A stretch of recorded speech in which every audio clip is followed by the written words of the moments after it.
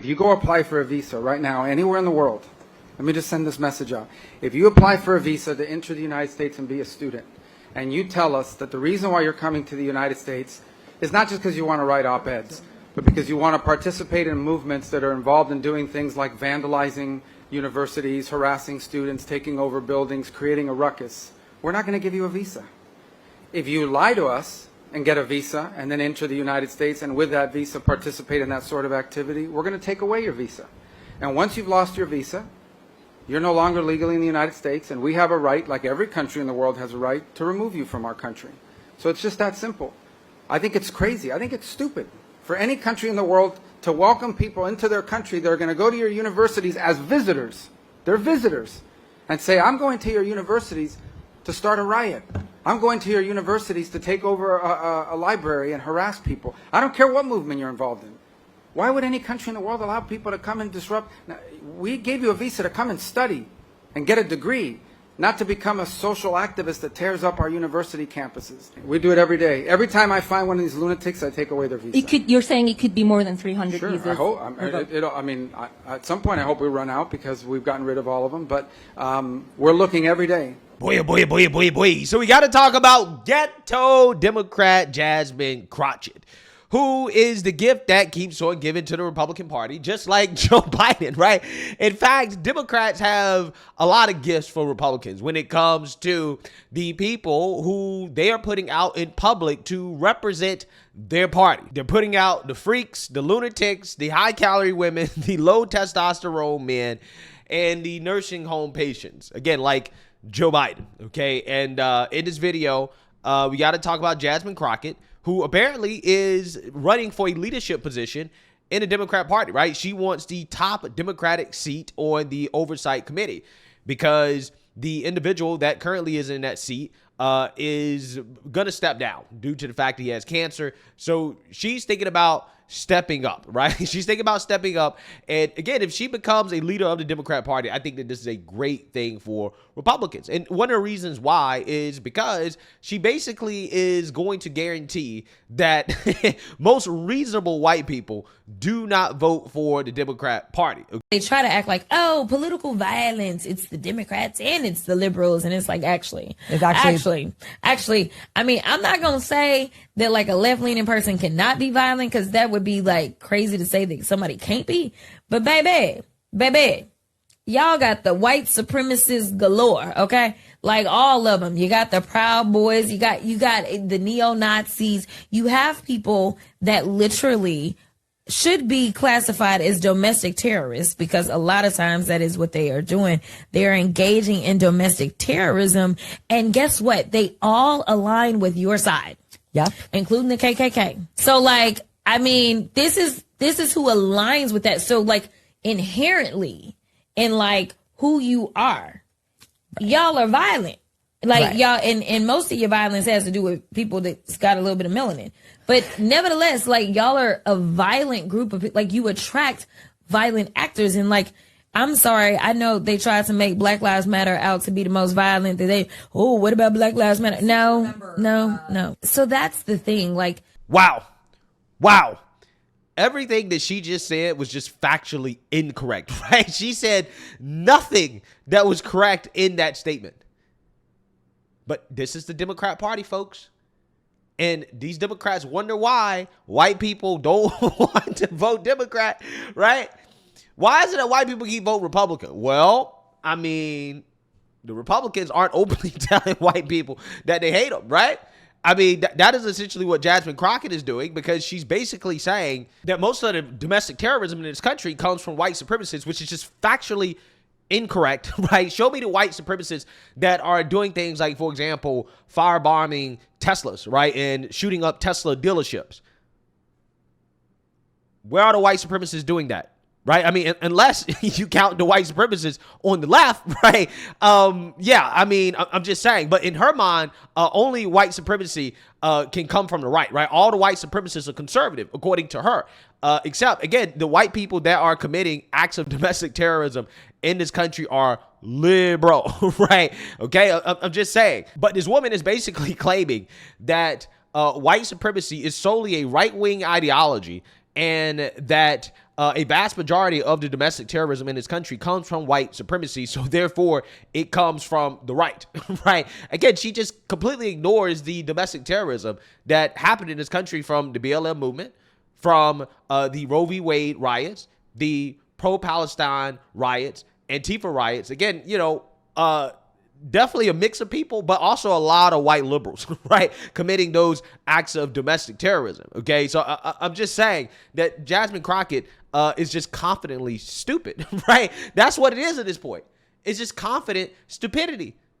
How can you be so wrong, but you sound so confident about being wrong? You just are not correct. But see, again, this is what happens when you have anti-white hatred. Right? When you have anti-white hatred, you're not living in reality, right? That's why a vast majority of these pro-blacks are not living in reality, right? This is how they can see a situation like what happens with Carmelo Anthony and say, oh, yeah.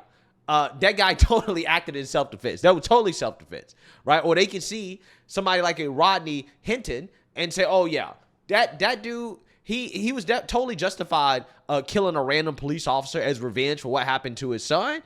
He went crazy. It was insanity. The white supremacy and the police violence and brutality against black people, it's kind of justified what he did. That's what these pro-blacks are saying on their platforms. But the only way that you can actually come to these conclusions, the only way you can really believe these things is, again, if you're just not living in reality. And a lot of these people are not. That's how you get what Jasmine Crockett just said. She's just not living in reality because she has race-colored shades on. So her world is just completely different, right? She just ignores all the domestic terrorism and political violence in this country that comes from the left. A vast majority, an overwhelming amount of it comes from the left. These leftists tried to assassinate the Supreme Court justice. They tried to assassinate the President of the United States. These are the most violent people in this country. And to say that there is no domestic terrorism or political violence that happens from liberals or leftists in this country is insane, right? Again, you're just ignoring reality. You're ignoring everything that we've experienced for the past, 6 years now?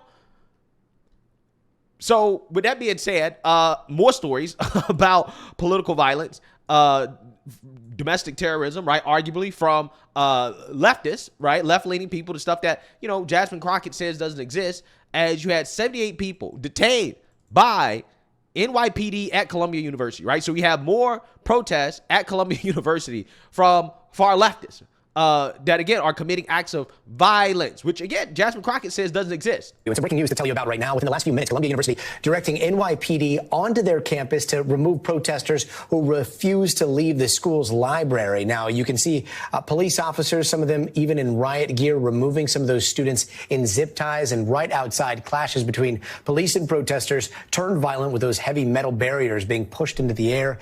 And this is what the scene looked like inside of Butler Library a little bit earlier. Students protesting in a standoff with school public safety officers. The school saying two of those officers were hurt. Outside, a large group of students gathered earlier, attempting to force their way into the library. Remember, the school was a site of those encampments last year protesting Israel's war in Gaza. Now a major target of President Trump over allegations of anti-Semitism. Let's get right over to NBC's Emily Aketa over at Columbia University right now. Emily, I saw something happening behind you right before we came to you. What's the situation looking like right now, and how many people have been removed? Well, Gotti, those arrests are still underway as we speak. So far, I've counted 78 people ushered out by the NYPD of the library, which you can see behind me just ahead of finals week. They're largely walked out in twos, flanked by police, their hands behind their back, tied with zip ties. One protester had just shouted "Free Palestine" as they had been ushered out by the police. This comes after demonstrations flooded into the school's library earlier this afternoon. Columbia University posting a series of updates and statements, first saying that for the protesters who refuse to leave, who refuse to provide identification and disperse, they could face possible arrest. Well, several hours later, they called in the NYPD, and that is what you see behind me. There are barricades. There are special response teams who have been going in and out of the library that university officials say have been occupied by protesters. It's not just tension spilling over inside of the campus, but also outside, maybe about 50 yards or so from where I'm standing.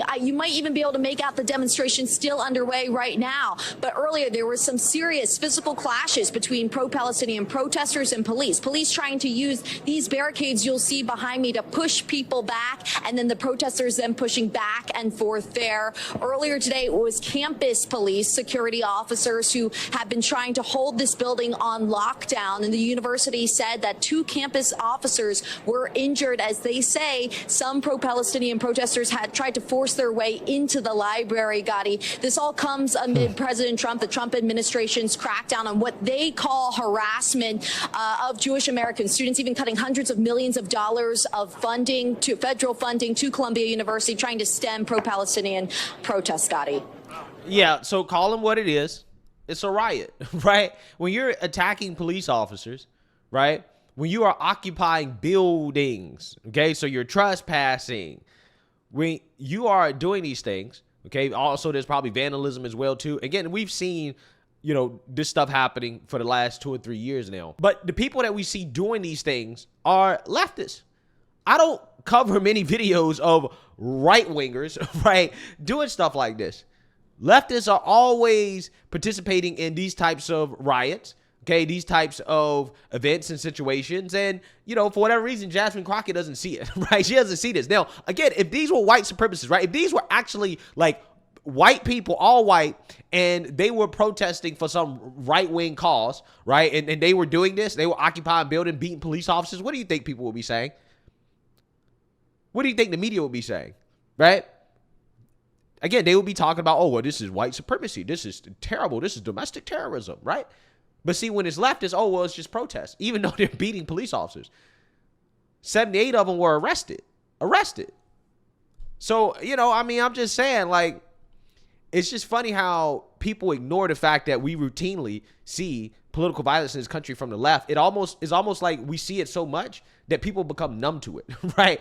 And we see so little violence that comes from the right that when people see it, that it's a shock, right? It's shocking, right? That's actually the real dynamic here. So that being said, I have more bad news for the far left protesters at Columbia University. You have Secretary of State Marco Rubio said the State Department is reviewing the visa status of pro-Palestinian protesters who occupied Columbia University's main library in Manhattan on Wednesday morning. The Secretary of State's action comes as the Trump administration's task force to combat anti-Semitism reviews the University of Washington over a pro-Palestinian protest that saw some 30 students arrested on Monday after they occupied a Seattle campus visa.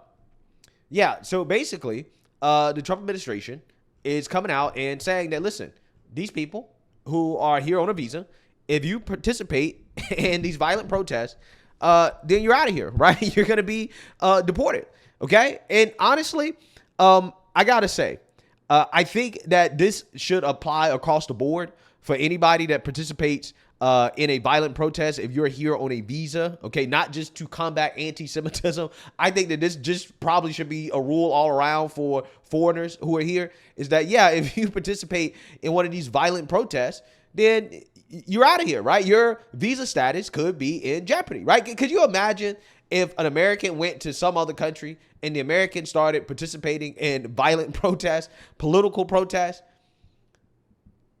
and then the country kicked out the American? Do you think that these liberals would be saying, oh, you can't kick out Americans, right? You can't remove them.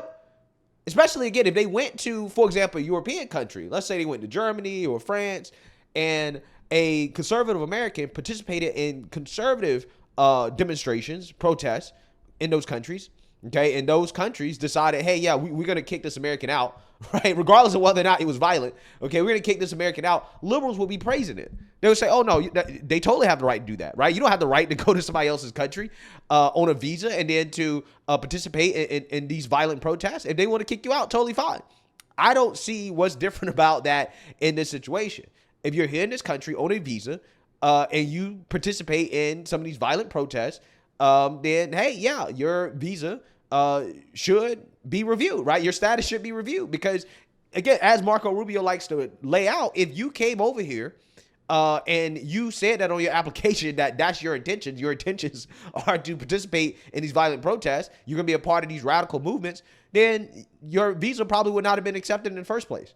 So now that you are here and you are participating in these things, yeah, I definitely think that it makes sense to review their visa status. Okay. And if they need to be deported, then hey, it is what it is. And I mean, I think it should apply across the board, not just to the anti-Semitism stuff, but just across the board when it comes to people here on visas and they participate in some of these violent protests, right? I think that would make the policy a lot less controversial, to be honest with you. But hey, let me know what you guys think. Make sure you like, comment, and subscribe. Most importantly, share a Black conservative perspective. Peace.